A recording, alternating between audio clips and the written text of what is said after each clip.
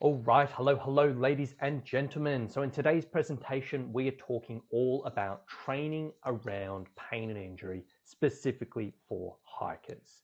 So basically, pain and injury. There are so many hikers out there who struggle with all different types of pain and injury, going through from general things like foot pain, shin pain, knee pain, back pain, all of that, to people dealing with slightly more serious things like maybe ankle fractures or recovering from surgery on the knees or something like that. There are so many hikers out there who struggle with these types of things.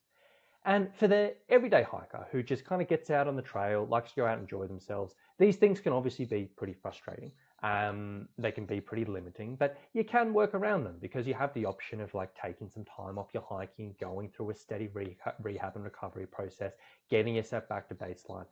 Can be frustrating, but we can work around it.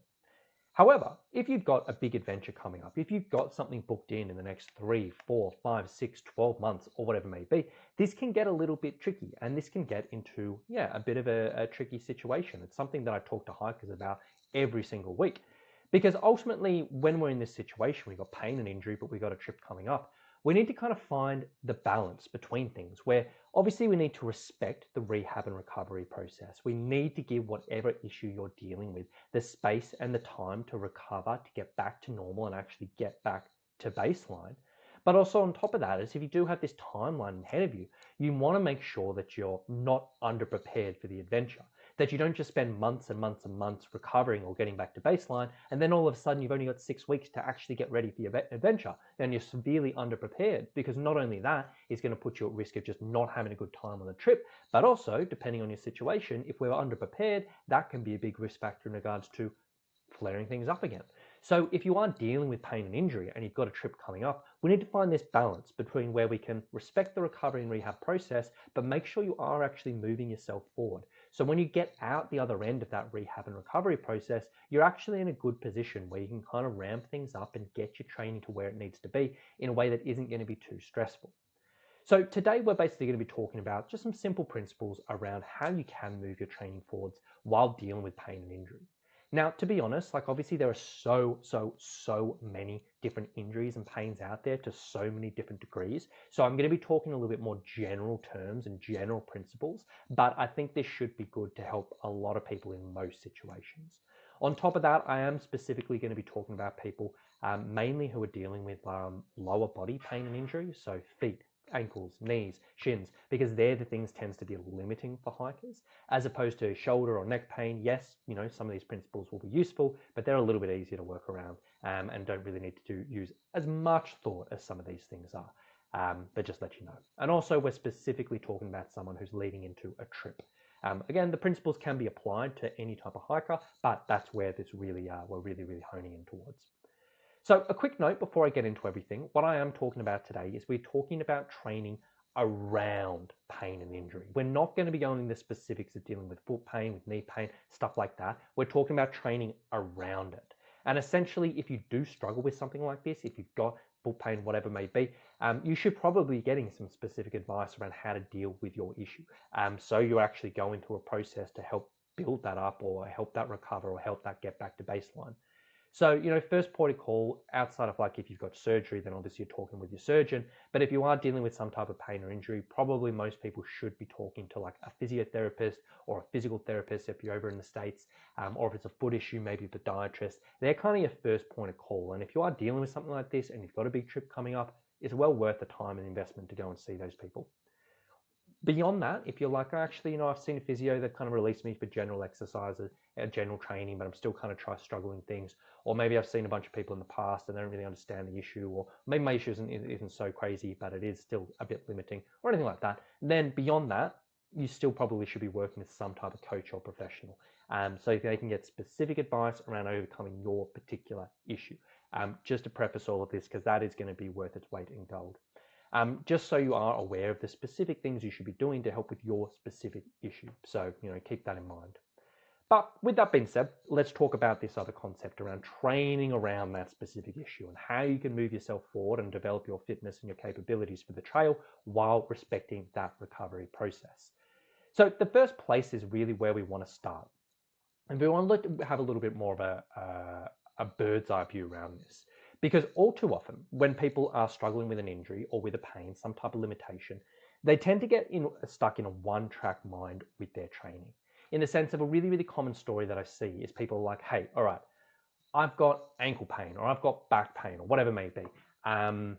That sucks, that's limiting me. But I'm aware that I can actually cycle, I can swim, I can do this exercise, I can do this exercise. And they find one thing that they can do and they're just like, look, I'm just going to concentrate on this until I'm back to normal and then I'll broaden my horizons with my training.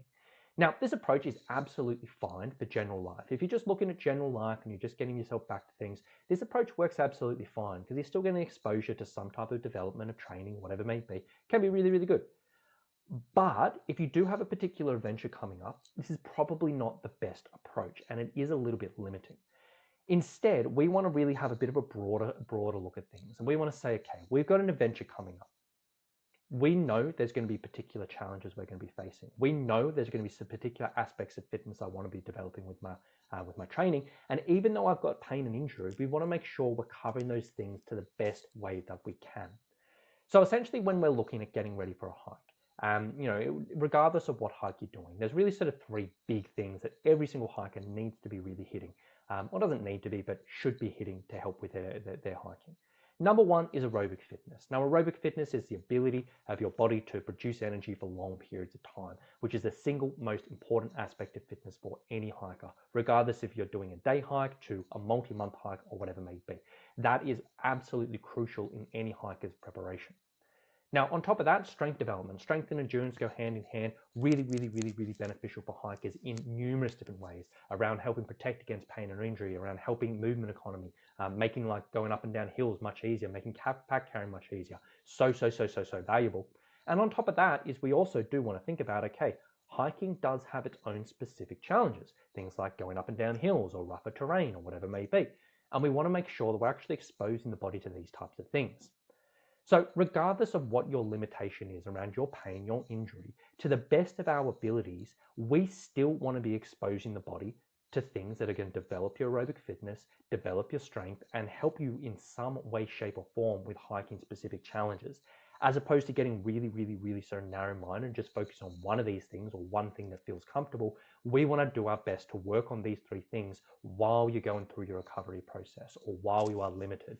And if you can, then you're going to come out the other end of this recovery process in such a better position, physically and mentally. So this is what we're going to be talking about in this presentation. So let's start with aerobic fitness, the single most crucial aspect of fitness for hikers. Now, this is essentially the ability of your body to just go for long periods of time and walking, hiking for hour after hour after hour. Very, very simple. Now, in the perfect world, we would develop this through your hiking, through things like pack walking, stair and hill climbing, where you're doing these extended cardio sessions where not only are we developing aerobic fitness, but we're also doing it in a way that's relatively similar to hiking, or in the hiking example, is literally hiking, because we're getting exposed to all these different bits and pieces.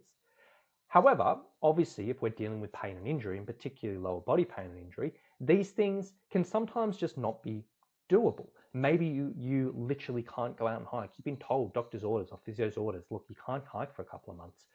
Or maybe like you got really, really, really severe knee pain and you always get it going up and down hills. Or maybe you're just limited on this and you're like, you know what, I can go out and hike, but I can only really do a couple of hours at a time and then I have to stop. And the adventure I'm preparing for is like 6 hours. This and that. So this type of stuff, it may not be completely doable just to focus on these things for your aerobic fitness if you are dealing with pain or injury. So in these situations, then we want to think about, okay, if we can't rely on hiking, pack walking, stair and hill climbing for our aerobic development, if we're not confident that's 100% doable right now or won't get us where we need to be, then we want to get a bit more creative on developing our aerobic fitness.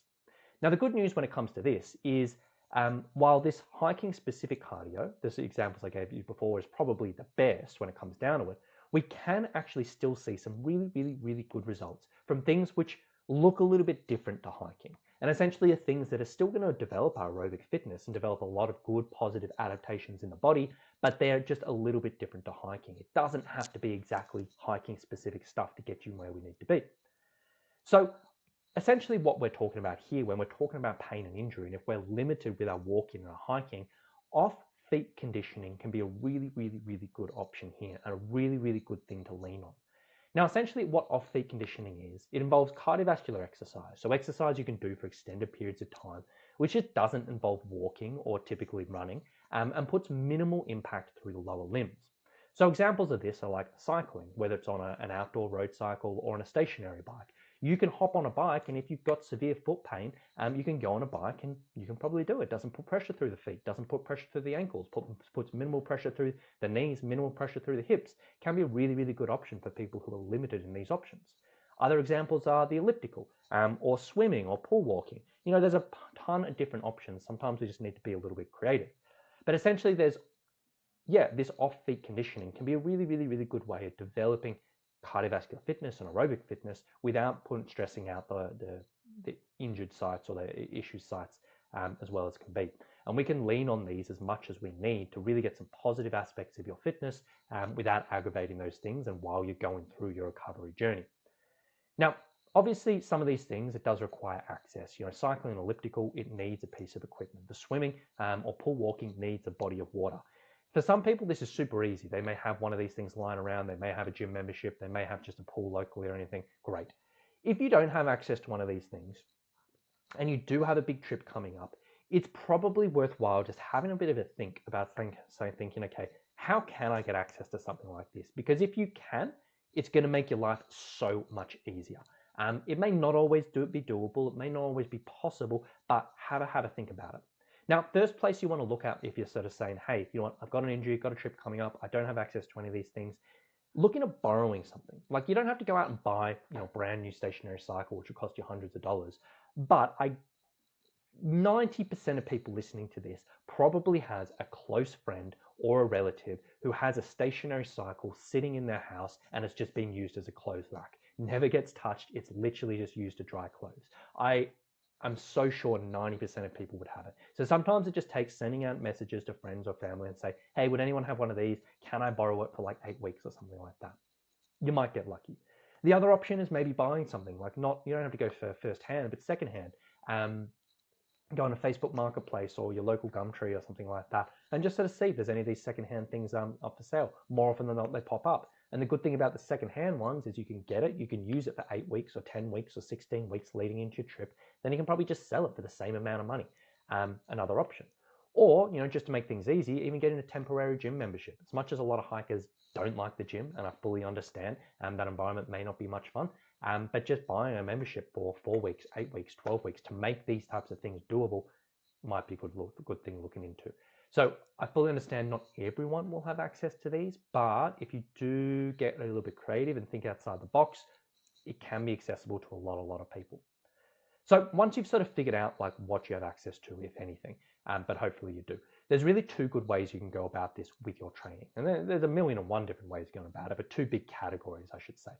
Now, number 1 is using these things as long, steady state cardio, which is essentially just doing an extended period of time at lower intensity. So just sitting on the bicycle and just cycling for 60, 90 minutes at a casual pace, or going in the pool and just swimming up and down for a bunch of time. It's not really going very, very hard, but it's sort of just extended period of time.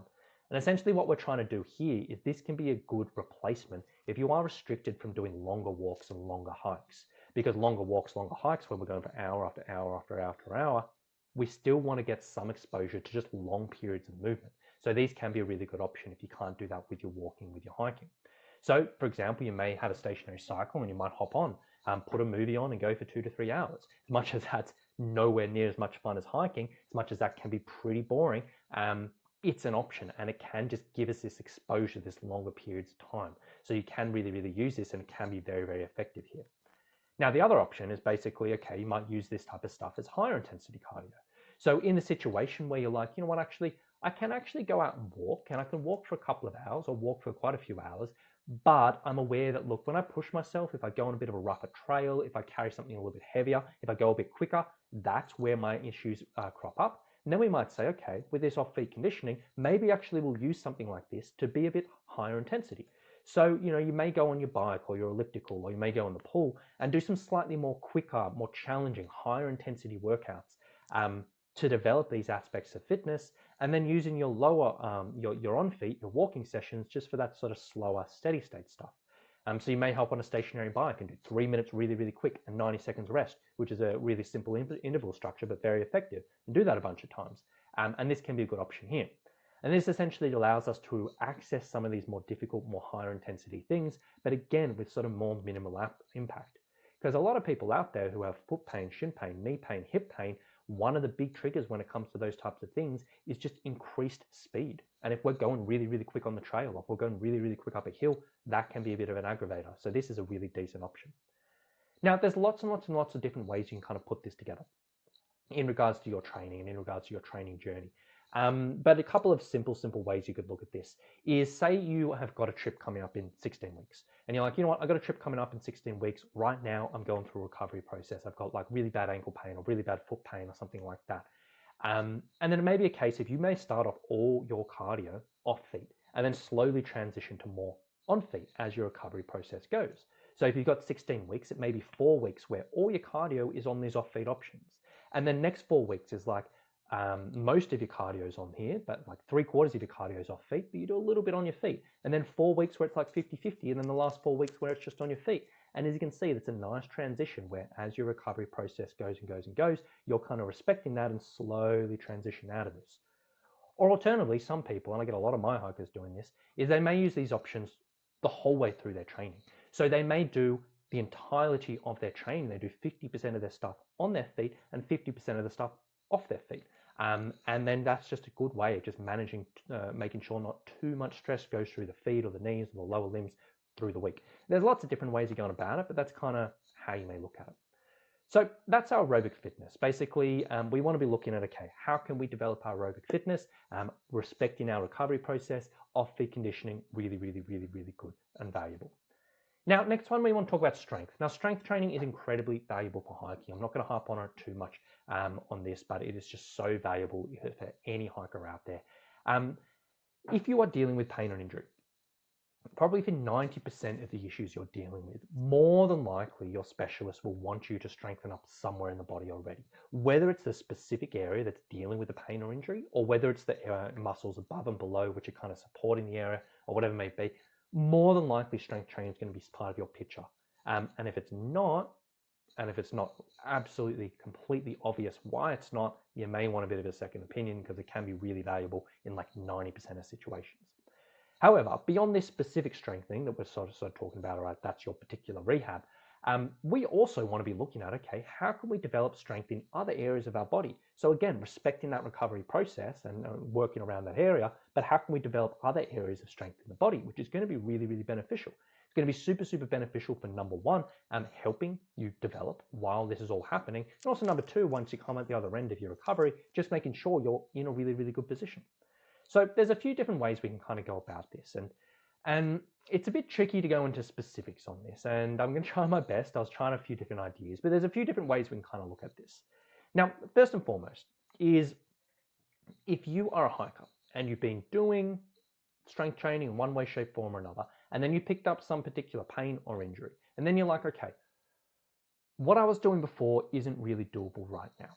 It's a little bit uncomfortable. Maybe the physio's asked me to sort of like back off on this stuff or whatever it may be, but I still want to be developing something. There's kind of a few different ways we can sort of go about it. Now, first and foremost, for most exercises that people typically do with strength training, there's usually a way you can adjust it around your particular issue and adjust it in a way where we can still work on this strength and develop it, but again, it's respecting your recovery process, it's respecting your rehab process, it's not aggravating this particular issue. So for example, sometimes just the normal way you're doing is not comfortable, but there is usually a way we can adjust it if we just get a bit creative and think about it.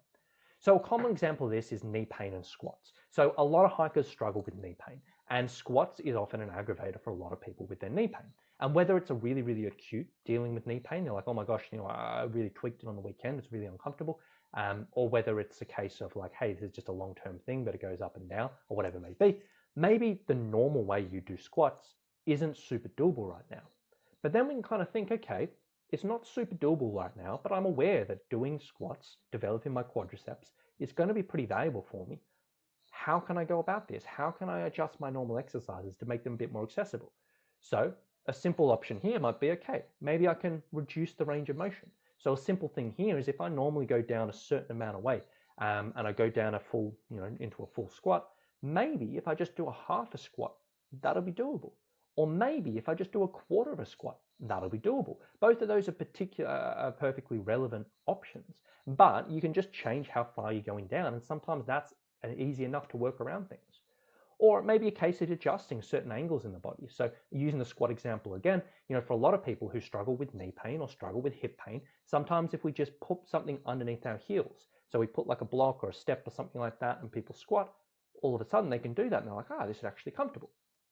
Or it may be a case of changing your weight placement. Maybe you're using weights with your squats. And maybe you hold a weight on your back or wear a backpack if you're training at home. You're like, that's uncomfortable. Sometimes just simply shifting the weight around the front with a dumbbell or with a pack, that can make it a little bit more doable.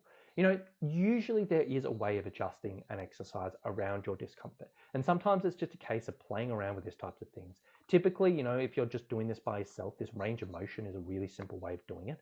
And they're usually the way there.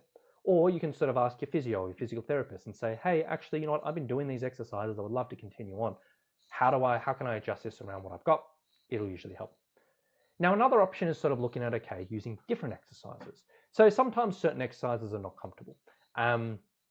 But you may sort of say, all right, you know what? I know this particular area of my body is important for hiking. Maybe this exercise is not so doable right now, so I'm going to do a different exercise, which is going to work the same area, but can be a little bit more comfortable. And we can just replace exercises with things that are a little bit more doable. So we'll use the knees again as an example. And this can be knees, hips, ankles, pretty much anything. And a common thing is sort of someone like, a lot of hikers love lunges. Lunges, really, really, really common exercise for people. Pick up an issue and they're like, oh, you know what, I can't really do lunges anymore. It's a little bit uncomfortable. So we look thinking in our head, okay, lunges, what are we trying to develop with our lunges? Specifically, lunges are mostly working the quadriceps, maybe a little bit of glutes as well, but really, really working the quadriceps, the front of the thighs. So we're like, okay, lunges are a little bit aggressive. What can we do? Now, a simple option, we might say, okay, lunges on one leg at a time. Maybe I'm just going to do 2 legs at a time. I'm going to increase the amount of stability I have, make it a little bit more comfortable, see how that goes. So you may swap your lunges for a squat and just try that. And that may be actually okay. You're like, cool, actually I can do this. Or you might try that and you're like, oh, actually this isn't super doable. So what's another option I can do? Another option is you might say, you know what, actually I'm going to try a wall sit, which is an isometric option, which is basically instead of going up and down and moving, you're literally just holding a position. And sometimes that can be a little bit more accessible. And these are all different exercise options which will work the same muscles, but it's just a little bit more doable. So again, you can kind of see like there are lots of different ways you can work around this stuff. Again, for the layman, like, if you're just very beginner in strength training, this may be a little bit difficult to figure things out, but I'm just trying to kind of prompt your sort of thoughts here and prompt your imagination. If you know how to figure this out for yourself, great. But if not, here are a few options. Reducing range of motion, try and using double-legged versions, try using isometric versions. And if none of that makes sense to you, that's probably a sign you probably want to reach out for some professional help. But a few ideas there. Now, what about the situation with the strength training if you just can't do anything on one side? And you're like, oh, okay, Rowan, that makes sense, but realistically, I'm in a moon boot, or I've got a broken ankle, or I'm in a cast, or something like that. Like, I just can't do any of that. Like, what are you talking about? And yeah, realistically, this does happen. So in this situation, what we want to kind of do is if you cannot train one side of your body, if you're like, you know what, for some reason, I just can't do normal exercises. I can't do lunges, I can't do squats, I can't do this. One side of my body is restricted. In this situation, we still want to think about how can we build up our muscle strength. And essentially what like the simplest and most simple way of going about this is we want to focus on working the good side. So we've got one side that's limited, then we want to still work on the good side. Now you might be asking, okay, that's a bit weird, like wouldn't that just completely unbalance my body? But it can be very, very effective. So essentially there's this thing called the crossover effect in the body, and this is kind of comes into action here. Now, when it comes to strength development, when we think about doing strength training and getting stronger, a lot of us think, okay, we move a muscle, move an exercise, do an exercise, challenge our body, the body creates more muscle, and that's how we get stronger. And that is an element of our strength development. And yes, that can happen. We get a bit more muscle and that can lead to more strength. However, a large part of our actual increases of strength when we're doing exercises comes from a neural improvement. So basically what happens is as we do certain exercises, it improves the connection between our brain and our muscles, which actually increases our strength. There's a large improvement from that, any type of strength training we're doing. So the idea around this crossover effect is if we train one side of the body, even though we're not touching the other side of the body, it can actually improve the untrained side. And there have been some interesting studies on this, where basically what they did was they took someone, and I can't remember the exact exercises they did, but they took a group of people, they got them to spend, I think it was like 8 weeks or 4 weeks or something like that. They literally just did bicep curls on one side of the body. Other side of the body didn't do absolutely anything. Now, the side of the body which did the bicep curls, that naturally got stronger, as was expected. But when they retested the side that hadn't done any type of training, they actually found that side had improved. It had not improved as much as the side that was actually moving the weights, but there was an improvement on the untrained side, which was just sort of saying, hey, this training actually affected the untrained side purely from this neural thing. So essentially what this says to us is with our training, if we are limited on one side, if we can train the good side, we can still build up obviously the good side, get that in a good position so it can support us, it can be more comfortable and come out the other end of our recovery feeling good. But we can also improve some of the strength on the bad side to a degree, which can aid our transition from after rehab. So once we're kind of released for normal exercise and get back to normal and get out of the moon boot or get back walking, that side won't be quite as much in a deficit. It's a really, really interesting thing, but very, very effective. So if you are in that point where you're like, I can't train on one side, still hit the other side as well. And then on top of that, we also want to think about, okay, if I am in a moon boot, or if I do have a broken ankle or whatever it may be, are there other exercises that I can actually do on the leg that's in the boot, which isn't going to stress the particular area? So then we kind of think about, okay, I'm in a boot, maybe I can do some leg extensions, which are going to work my quads, and I can sit in a machine at the gym. Or maybe I can do some clams, which are just going to have a band around my knees and open back and forth and work the glutes or other bits and pieces. And we just want to get creative. What things can we access? Things can we develop and go with that? So we talked about aerobic fitness. We talked about strength. Now we want to talk about hiking specific challenges, which admittedly is the more tricky thing to kind of fit in. And this is probably why I have a job doing what I do, helping hikers with this type of thing, because it is a little bit tricky fitting in, but I'm going to try to explain it in a way that hopefully will be able to help and hopefully make sense and hopefully help people kind of fit things in. So ultimately, even if we do have some type of pain and injury, we really do want to still, and we've got a big trip coming up, we really do still want to try and expose the body to some type of hiking specific challenges as early on as possible in a controlled manner. What I mean by this is if we are just doing normal strength and normal cardio, and they're just the two things we're developing during our rehab recovery process, this is good, and this is a really, really good start, and it's definitely better than nothing.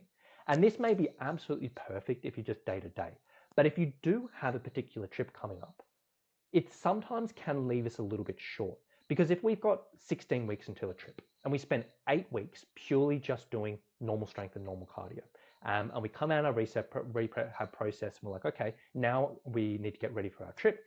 And we're like, oh, you know what, actually, I've got to carry a 12-kilo pack. I haven't carried a pack in like 10 weeks since the issue. I only have 8 weeks to get ready for that. That can be really, really tricky, and that can be a big challenge. And this is one of the big reasons why a lot of hikers struggle to return to their hiking, because a lot of the traditional rehab process, it's really, really, really focused on just getting us ready for day-to-day life, which is perfectly fine, it's perfectly legitimate. But if we do have something booked in and a trip coming up, it can sometimes just get us in a bit of a tricky situation. So ultimately our idea here is we want to expose the body in a controlled way, in a doable way, in a comfortable way to some of these challenges throughout your recovery process to sort of slowly build that up. So when you're released for normal exercise, or when your pain or ache or discomfort has eased off, then you can have a bit of a smoother sailing ramping up. So hiking specific challenges, what am I actually talking about here? This is typically uneven terrain. There's a big difference between walking on the footpath and actually walking out on the trail where you're going different movements, different angles and this and that. That's one thing. Pack carrying. Obviously pack carrying is a hiking specific challenge, whether you're carrying a day pack or a full pack or anything in between. That is a challenge and that needs to be respected. Ascents and descents, like going up and down steep hills, they are particular challenges on the body. And these are the things we need to consider and need to be aware of. So ultimately what you want to do, first point here, is if you do have an adventure coming up and you're like, oh, you know what, I've got this limitation or whatever it may be, sit down, have a think about what your adventure is coming up and just identify what are these particular challenges that are going to come up. pretty much every hike is going to have those three things that I mentioned: uneven terrain, pack carrying in one way or another, and a sensitive sense. Pretty much all of them. For you, it may have some extra other things. It may be like rock scrambling. There may be, I don't know, mud. There may be sand or something like that. They're probably the big three. They're the main things most people want to hit. And there may be some other bits and pieces. And then essentially, once we've identified these, we kind of want to come up with a bit of a plan on how to expose the body to these types of things to a degree which is going to be safe and going to be manageable around your issues. And this is the tricky bit, and it is a little bit of an art, and it is a little bit of figuring out, but I'll talk you through a few ideas here. So a few general tips to kind of help with this, and how can I expose, even if I'm limited with pain and injury, how can I expose my body to these types of things? First of all, when I'm thinking about this type of exposures and getting access to these types of challenges, we want to think of controllable ways of how to expose the body to these types of challenges. Now, what I mean by that is it's not a case of saying, okay, I get knee pain after 2 hours of hiking. I need to get ready for hills. I know there's going to be a really nice hill somewhere in the middle of a trail. So I'm going to hike out for an hour, do a bunch of hills, and then come home. That's not really controllable, because if something does go wrong, then you're in the middle of nowhere. You have to hike out or something like that.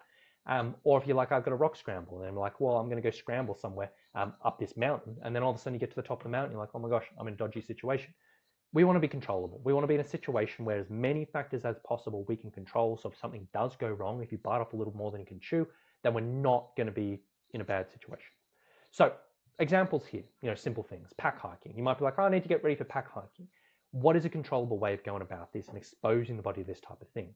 Simple answer: pack walking around the neighborhood or on a treadmill. This way, if something goes wrong, you can literally just go home or hop off the treadmill. Super simple.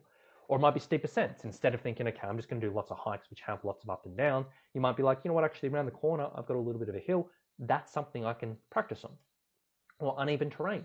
It might be like, oh, you know what, I'm in a situation where I literally cannot go out hiking. That's not accessible to me. That's not doable for right now. But I don't want to just walk on the footpath. What can I do? Well, one thing that we get a lot of our hikers doing is when they go on their local walks, they may be able to walk for 30 minutes, 40 minutes, 60 minutes, something like that. We ask them, you know what, instead of being on the footpath, just walk off the footpath. So you're going on the grass, you're going over the driveways, you're going through potholes. It's not exactly the same as the trail, but it gets us a little bit of that challenge. Or rock scrambling. It might be like, all right, you know what, I got a rock scrambling hike coming up, but I've got really dodgy hip pain. I can't hike for 4 weeks, but I can do a little bit of walking. Maybe I'll go down the local beach and I'll just do 10 minutes going around the headland. Or I know there's a river nearby. I'm just going to do 5 minutes of doing that, something like that. Or sand hiking. You might be walking on a beach or whatever it may be. We want to think about these particular things and just think about, okay, how can we expose the body to these types of things in a controllable environment, which can help us work on them, expose the body to them, make sure we're familiar with them physically and mentally, even if we are limited by pain or injury, if we can. And obviously, and I'll talk about it in a moment, but obviously if you literally cannot walk, if you're in a boot or something like that, and this is not doable, then, you may not be doing this until you're out of the boot, but, realistically. Now, some other tips. If we're looking at this and we're looking at leading into a trip, simplest rule of thumb is we want to start with the least stressful challenges and lead into the more stressful challenges. So if we're looking at a 12-week, 16-week preparation road, and we say, hey, we've got 5 things we need to prepare ourselves for, we start with the least stressful. That's going to be least stressful around the body. And then as we progress, make it more stressful, pretty much with any other type of training. So an example of this is, okay, we got 16 weeks until the trip. Right now, I'm really limited with my hiking. I've got like really bad plantar fasciitis, and I can barely walk more than an hour without it flaring up. So in this situation, you might be like, I've got 16 weeks until the trip. Maybe I'm going to start the first 8 weeks and I'm just going to do some pack walking around the local neighborhood. And I'm aware that after an hour, my feet start hurting. So I might just do 30 minutes of pack walking. I'll start off with like 2 kilos in my pack. And each week, I'm just going to add an extra kilo, add an extra kilo, add an extra kilo. Now for my hiking, I'm aware that, I get pain in about 60 minutes. So I'm actually going to do 2 weeks at 45 minutes, then 2 weeks at 60 minutes, then 2 weeks at 90 minutes, then 2 weeks at 2 hours, and slowly build that up.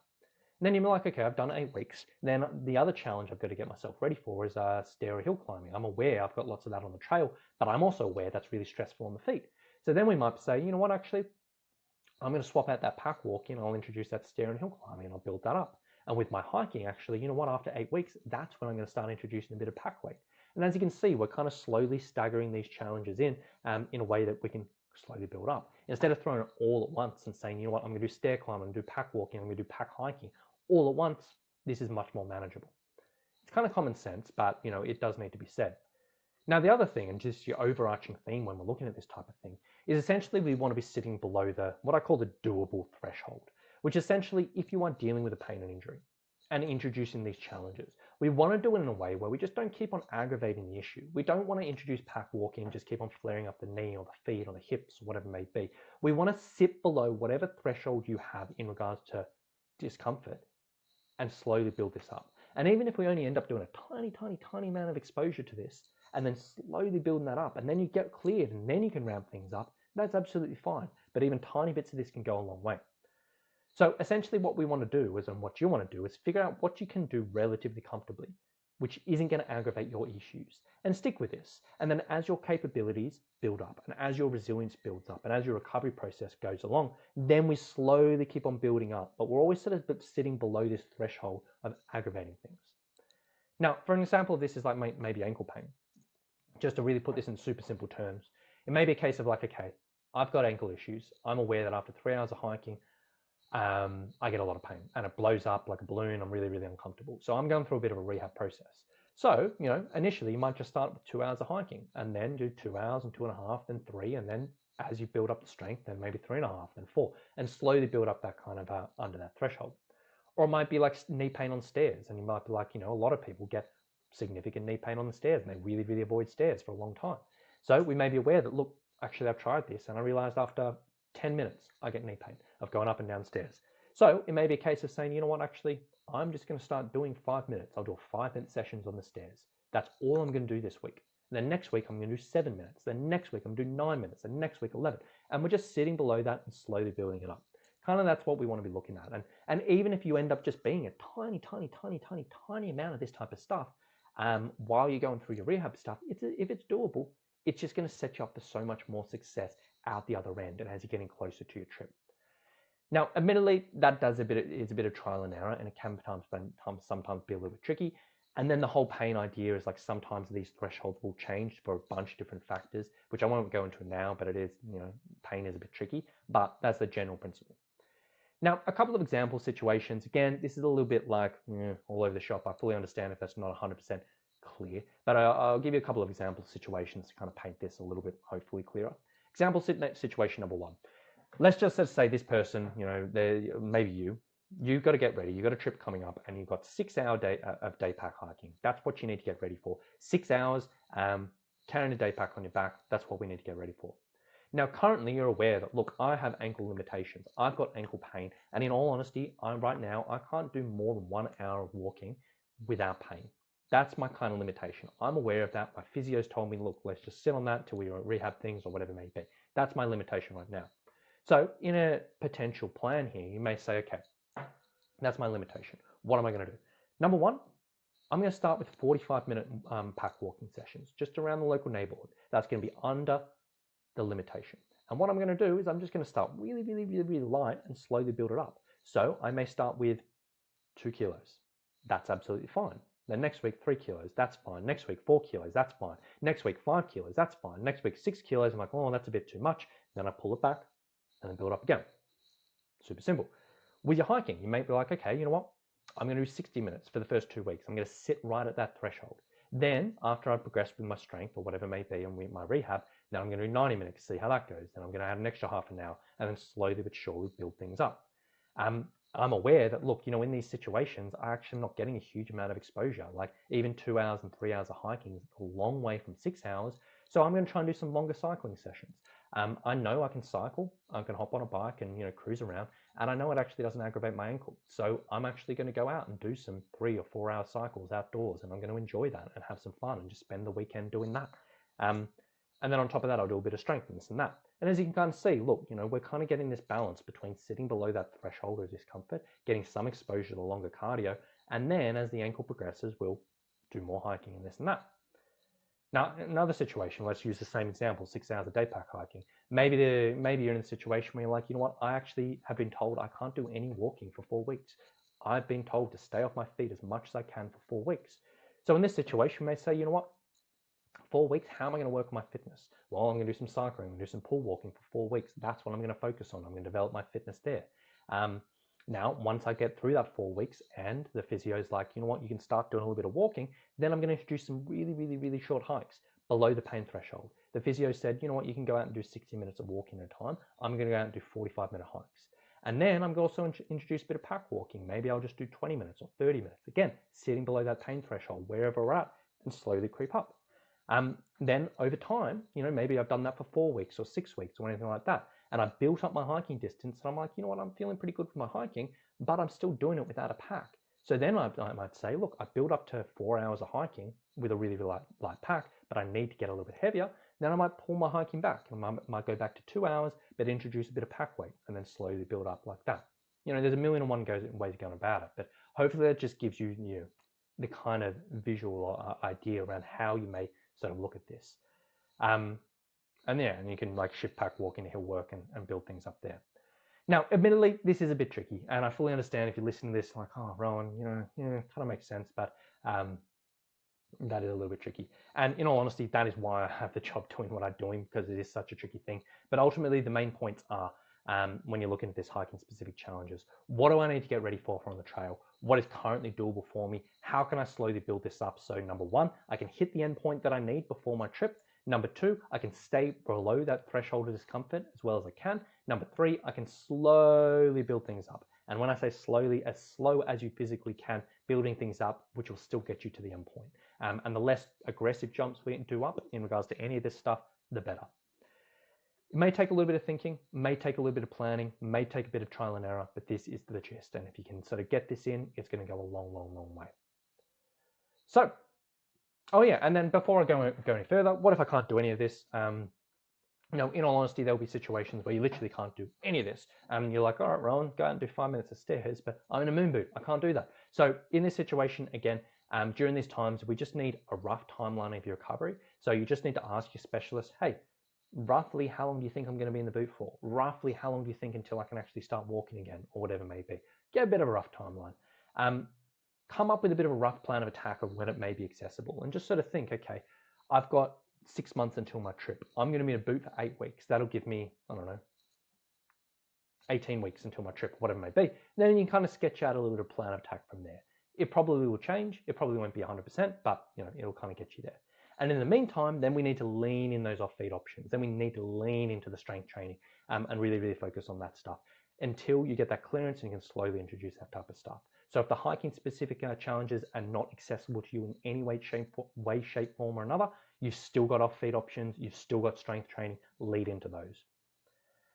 So as a summary, I know this is a bit of long-winded. I've ended up going on 42 minutes on this, but hopefully it covers quite a bit. As a bit of a summary, if you are struggling with pain and injury, there is almost always a way to train around it and a way to move your capabilities forward while you are respecting your recovery process. Now, essentially, if you have a big adventure coming up and you're dealing with a pain or injury limitation, you want to ensure that in your week you are covering aerobic fitness, strength, and some type of hiking specific challenges if that is accessible and doable for you. Now, off-feed conditioning can be a great option for cardio, and you can really, really lean into this. It is almost always possible to adjust your strength development around these issues. Sometimes you just need to be creative and really think outside the box. And hiking specific challenges should be approached in a very intentional and controllable way, sitting below that threshold, introducing those things and slowly exposing you to those types of things. Now, that is the gist of it. Big subject. And as I said, there's so many specific individual circumstances, so many specific individual situations. But hopefully that does give some people some ideas around this type of stuff. And hopefully it just gives you some insights into helping train around pain and injury, which is the intention today. But as I sort of said multiple times, admittedly, this can be a little bit tricky to put into practice. And this is literally what we do with a lot of hikers every single day. We help hikers who struggle with pain and injury and help them build up for their adventures to make sure they're covering all their bases. They're doing everything they can to work around these issues and get themselves in a good spot. So if you're in this type of situation, you're like, look, I've listened to this. Cool, makes sense, but I don't know how to put this into application for myself. I'm just not confident with it. In that situation, I would love to chat with you. Now, for what we do through Summit Strength, we offer personalized training programs for hikers to help them get fit, strong, resilient for their adventures. Ultimately, what our packages typically include is a custom and personalized workout program to help you get ready for anything the trail may throw at you, working around your issues, working around your pain, helping complement what you're doing with a specialist, or helping you with some specific stuff if that's appropriate for you, and making sure we are moving you forward to where you need to be. Now, on top of that, we also do put a big emphasis into educating you around the peripheral factors which can make a pain, break a pain injury. We talk about nutrition, self-care, recovery, mental strength. We also put a big emphasis in education around pain. So if you are dealing with pain and injury, we have some really, really good pain modules which can kind of broaden your horizons and perspective around how that journey goes. And also we give you the coaching, support, and accountability to keep you on track. So when things do go off the rails, when you do have flare-ups, when you do have freakouts, we're there to support you. So if you did want to find out a little bit more about that, what we do at Summit Strength and how we may be able to help you, you can go to summitstrength.com.au/online. On there, there's a nice video which talks through our program, kind of what we offer, how it all works. And if you did want to learn a little bit more and ultimately see if and how one of our programs may be right for you, you can basically go, you can book a call through a link on that page with our team. We can have a bit of a chat, just really learn about your situation and talk through a package if it may be right for you. So with all that being said, I hope a few people have enjoyed this today. I hope a few people can get some good information out of this. I know it was a little bit long-winded, but hopefully it just gives some insights to kind of work around these type of tricky situations. So thank you so much for listening. If you're still here, hope you've enjoyed it, and we'll talk to you on the next one.